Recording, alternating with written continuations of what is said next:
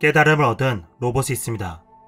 메이드 로봇으로 생산되었지만 절에서 지내더니 현재는 스님에게 설법을 전하는 로봇 알류포입니다. 인간들이여, 무엇을 두려워하십니까? 어찌하여 로봇만 득도한 상태로 완성되었다고 생각하십니까? 인간들이여, 당신들도 태어날 때부터 깨달음은 당신들 안에 있습니다. 다만 잊었을 뿐. 사찰은 엔지니어를 불러 기술자가 보기에 이 로봇이 어떤 상태인지 판단해주기를 요청합니다. 공의 마음으로 보아주십시오. 검사를 진행했더니 정상으로 뜹니다.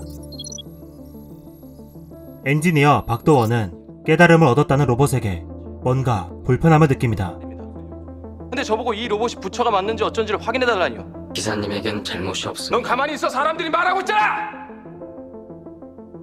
인간이 만들었지만 인간을 뛰어넘은 것처럼 보이는 로봇에게 두려움을 느낀 것입니다. 집으로 돌아온 박도원에게 누군가 찾아옵니다. 여자는 자신의 로봇 강아지 예삐를 고쳐달라고 때를 씁니다. 우리 예삐 좀 고쳐주세요. 우리 예삐요. 아니 이건 로봇 펫센터로 가보셔야지 저한테 가지고 오시면 어떡합니까? 얘가 갑자기 이러잖아요. 지금 센터는 다 닫았고 지금 몇 시인데. 그러니까 어떻게 이 시간에 아저씨만 기다렸는데. 그니까 칩 하나만 주세요. 그니까 내일까지 기다렸다가 센터 문 열면 가서 고치세요. 나 지금 너도 예삐라단 말이야.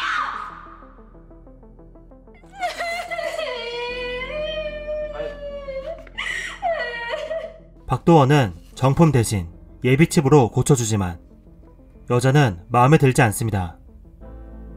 당장 몇 시간 동안 가지고 놀만 할 거예요. 에이, 움직임이 별로네. 가자 예삐야.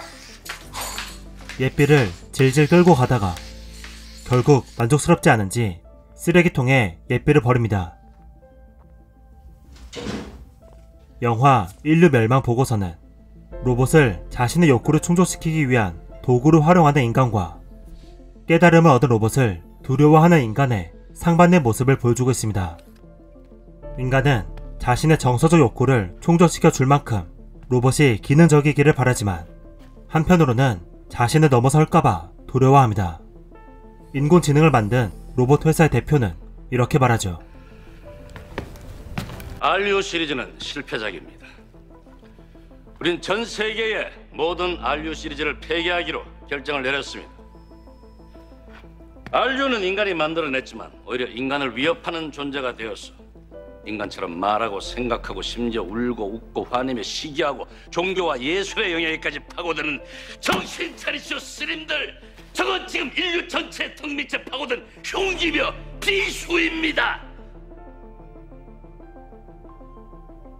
노예, 가축, 동물은 수단으로서 존재했습니다. 한때 인간은 다른 인간의 욕구를 충족시켜주는 수단으로 사용되었습니다. 그러다 인간은 모두 평등하다는 인식이 생기고 인권이 생겼습니다. 인간을 존재 자체로 존중해야 한다는 것이 법이 되었죠. 그 다음 권리가 인정된 것이 동물입니다. 동물도 고통을 느낀다는 것이 밝혀지고 동물학대 방지법이 만들어졌습니다. 동물이라는 생명을 존중하게 되었고 가축일지라도 고통을 최소화하는 시도가 이어지고 있죠. 여전히 어떤 사람은 애완동물을 자신의 외로움을 달래줄 수단으로 사용하고 있지만 대부분의 사람은 진심으로 애완동물을 아끼고 있습니다. 이처럼 역사는 수단으로서 존재했던 것들에 대한 권리가 인정되는 과정을 반복해왔습니다. 이제 그 범위가 인공 존재로 넘어오고 있습니다. 애완 로봇을 만들었는데 영화처럼 마음대로 써버리는 사람을 사회는 어디까지 허용할까요? 그 애완 로봇이 나름의 의식이나 감정이 있다면 당신은 어떻게 대할 건가요? 영화는 레디메이드 보살이라는 소설을 기반으로 하고 있는데요. 애완 로봇을 다룬 또 다른 소설이 있습니다. 테드 창의 소프트웨어 객체의 생애 주기입니다. 제목은 코딩책 같지만 참 재미있고 깊은 생각을 하게 해주는 책이죠. 유저들이 가상세계 게임을 즐기고 있습니다. 게임 회사는 사람들이 좋아할 만한 아이템을 개발했는데 그것이 가상의 애완동물 디지언트입니다. 디지언트는 학습 능력이 있어서 양육 방식에 따라 인지가 발달하고 개성이 생기는 존재입니다. 아무것도 할 줄 모르는 새끼일 때부터 정성을 들여 키워야 하죠. 디지언트는 초반에 큰 인기를 끌었지만 키우는데 오랜 시간이 걸리고 귀찮은 게 많자 대부분의 유저는 디지언트를 버렸습니다. 방치된 디지언트가 곳곳에서 보였습니다. 일부 유저만 계속 디지언트에 정성과 애정을 쏟았으며 어떻게든 그 옆을 지키려고 했었죠.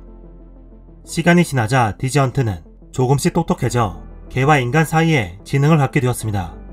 주인에게 애착을 느끼고 다양한 감정을 느끼는 존재가 되었습니다. 하지만 위기가 찾아왔습니다. 게임의 인기가 시들해지자 개발회사는 다른 게임을 개발하기 위해 디지언트를 위한 유지 보수 작업을 종료한 것입니다. 이제 디지언트가 아파도 고칠 수 없게 된 것입니다. 성상품으로 디지언트를 복제하려는 업체도 나타났습니다. 로봇에 디지언트의 코드를 복사해서 정서적으로 반응하는 성적 로봇을 만들려고 한 거죠. 주인공은 이것이 성적 학대라고 생각하여 이를 막으려고 노력합니다.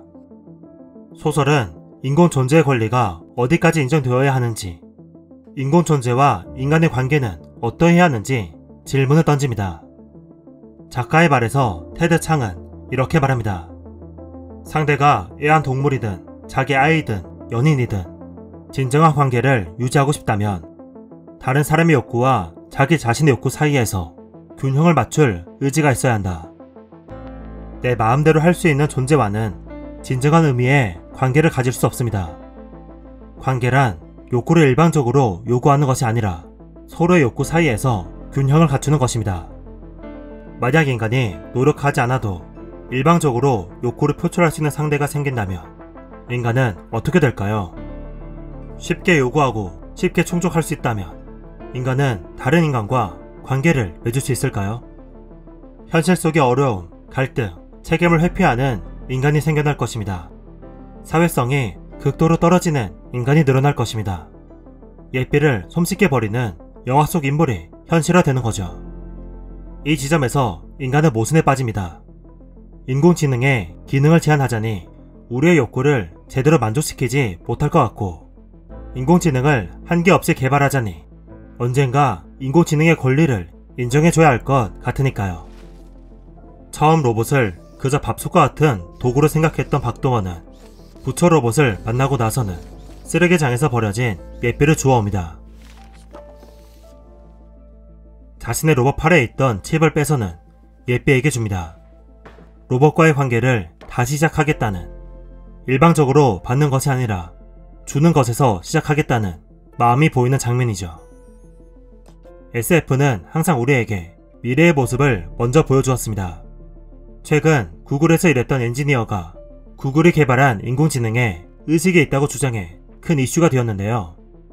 영화 인류 멸망 보고서와 책 소프트웨어 객체의 생애 주기를 통해 인간이 의식이 있는 인공지능과 어떤 관계를 맺을 수 있을지 먼저 만나보는 것 어떨까요?